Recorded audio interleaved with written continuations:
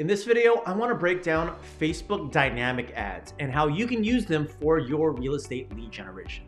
Hey, what's up guys? If you haven't met me yet, my name is Emmanuel. I'm the founder and kind of chief talking head guy around here over at Square One Group. Really, our mission is to help you identify your expertise and then help you scale your real estate business using systems. That said, we make these videos to really try to help bring in some new business for you. So if and when you do decide to scale, keep us in mind because we would love to work with you.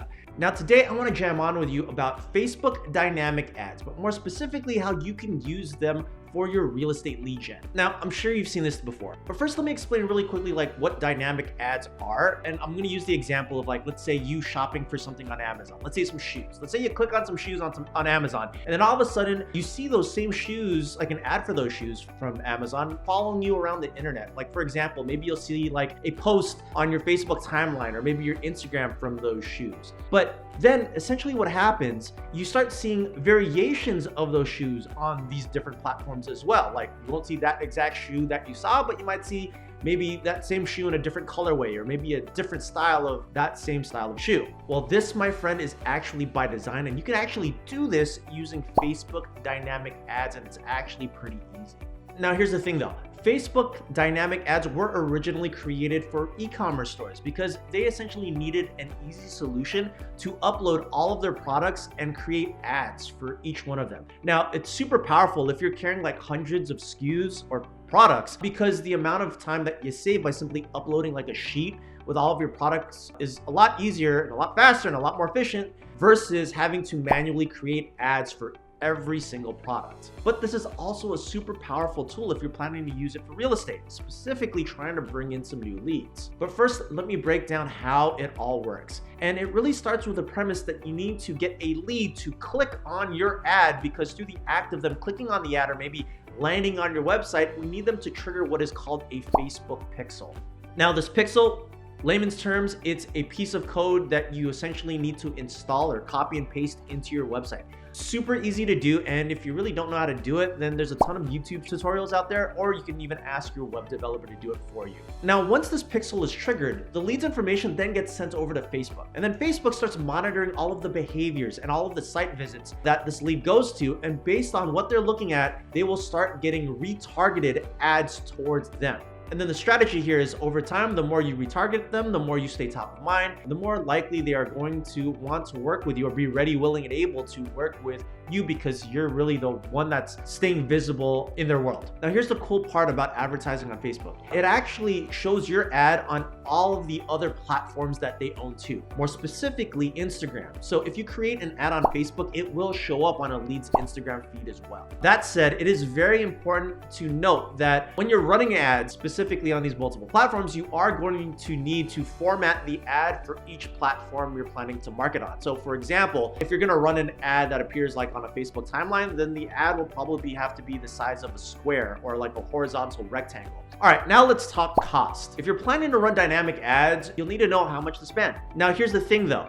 You need to understand that with all online advertising, the cost is actually variable, but the budget is static. Now, what exactly does this mean? This means that you essentially name your average daily spend or your budget, but your cost per lead varies. Now, this is a super important metric that you need to track and measure, because this is how you know that you're really getting your best bang for the buck. Now, the play here is that you're gonna wanna try to get your cost per lead as cheap as possible. Like for example, the more leads that you get, the higher you increase the probability of being able to get your next transaction through these leads. But if you're spending $50 a lead and your daily budget is 100, you're gonna run out of money really, really quick. Now, if you compare this to a very low cost per lead, like let's say $1 or $2, then you can essentially pay for a ton of leads very, very quickly for whatever budget that you set, like for example, that $100. And you do this, or really you try to drive down your cost per lead by testing your ads regularly. Now, in terms of the setup process, if you want to get up and running with Facebook dynamic ads, it's actually pretty straightforward. It's 2 steps. Number 1,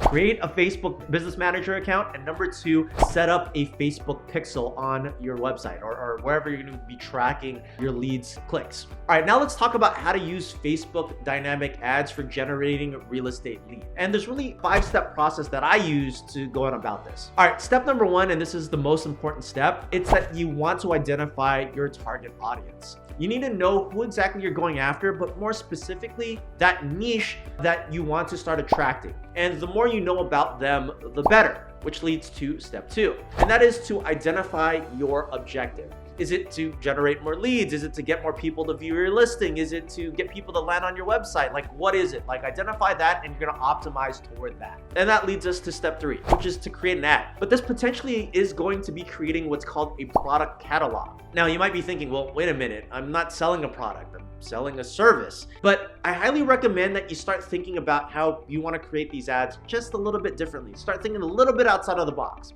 You see, let's say your perfect future client is, I don't know, a homeowner. And then you create a product or products, and there are variations of a guide of maybe how to increase your property value for your house, and then maybe a checklist for selling your home quickly and efficiently, or maybe a recommendations list of all of the contractors in your area.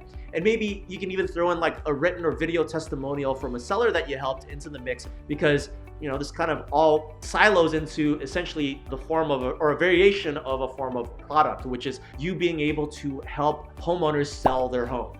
Now, you have to remember how dynamic ads work, because Facebook will then look at a lead and remarket to your ads. And if you have all of these variations of an ad for this targeted client, then they're going to start seeing multiple versions of you to really kind of get to know you and hopefully stay top of mind enough that they will eventually trade watching your video for their contact information. Now, I do have to preface this by saying that you will be tempted to put up just some generic, simple ad that's going to be something like, I'll be your real estate agent, or I'll list your home, or maybe I'll help you find a home.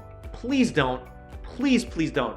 This is going to guarantee you horrible results. Super high cost per lead and probably very, very abysmal leads at that. Instead, really think about your customers' fears, frustrations, motivations, and goals, and then build an ad or build a campaign around that. By the way, here's a quick pro tip on this one as well. Your ad doesn't necessarily have to be about real estate. It can be about anything, just as long as you're providing value and you understand the fears, frustrations, motivations, and goals of your ideal client. Now, please understand here that the goal of lead generation isn't to create a transaction. It is to capture a lead, to then nurture them, turn them into a client, and that client will eventually create the transaction. Right now, your big priority is to get strangers into your funnel, not trying to convert strangers into transactions. Moving on to step 4, and that is to set the budget. How much are you willing to invest in this strategy? And this could either be a daily budget or a total ad spend budget. And then lastly, this leads us to step 5, which is to monitor and adjust the ads once you start collecting data. But more specifically, once you've identified your cost per lead, then your goal is to make sure it doesn't go up, but make sure it goes down. Alrighty, now let's talk about content, but more specifically, what kind of content works the best. And typically when I talk about content, what I really want you to focus in on is intent. You need to figure out something that is valuable to this lead that you can dangle in front of them so that they would be willing to opt into your ad. Now, quick example here from an agent that we helped. He focuses on relocation, and what we did for him was we created guides for places to visit in that area. Now here's the thing, this had nothing to do with real estate and his business, but it did drive down his cost per lead to $1.25 roughly, and it filled his database up with leads incredibly quickly. Like he ran up to maybe about 2,000 in about 60 to 90 days. So once you've identified the thing, here's some quick tips for you. Number 1, obviously make the thing, make the ad for the thing. Like it could be a Google Doc, it could be a Google Sheet, but just make the thing. And of course the ad for the thing. But here's the most important part about it.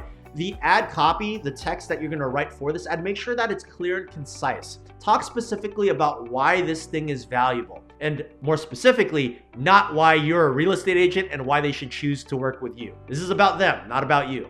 All right, tip number 2, make sure you add a call to action like, hey, see my thing, or click below to download my thing, or click this link to learn more about my thing. Provide them directions, because reality is we need to tell them what to do. And tip number 3 is that with whatever we're planning to give them or provide them with this ad, make sure that the next step, like if they click to your website, that it actually goes to a relevant page that's aligned with the ad, because they're going to be referencing the ad and the webpage. And if there's a disconnect, you're not going to get the lead. And the reality is, I've actually seen a bunch of this happen in real time. Like, agents will throw up an ad to maybe like a buyer's guide, and then I'll click on the ad, and then it'll just take me to their homepage. Totally the easiest way to waste money on ads. Probably easier to just light it on fire. But the key here that you have to remember is that relevancy is the main thing that we need to focus on. If they click on a thing, you need to send them exactly to the thing that they're clicking on. Anyway, if you want to gem on more about this, we got a free Facebook group, leaving the link in the description below. And if you want more videos like this, check out this one here. Bye now.